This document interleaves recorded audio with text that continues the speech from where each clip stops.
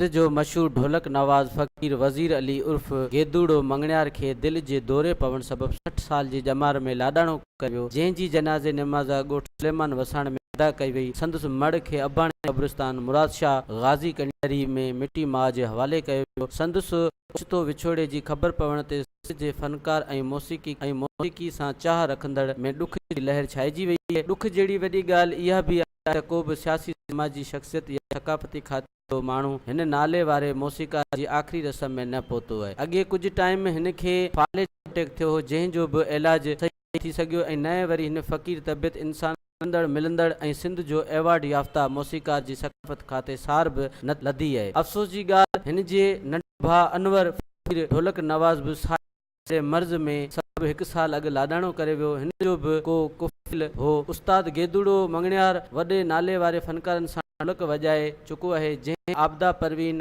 अबाब सोलंगी, उर्स चांडियो, मांझी फ़क़ीर, दीबा सैर वग़ैरह। ज़रूरत इन ॻाल्हि जी आहे त जीअरे ते हिन जे फ़न जी ख़िदमत करण वारे जो को बि क़दुरु न कयो, पर मरण खां पोइ संदसि तॾे ते आख़िरी रस्म सवाइ कुझु फनकार केर बि न आयो। सकाफ़त खाते जे असर रखंदड़ दोस्तनि ऐं सियासी में संदसि बचे जी सार लहण घुरिजे।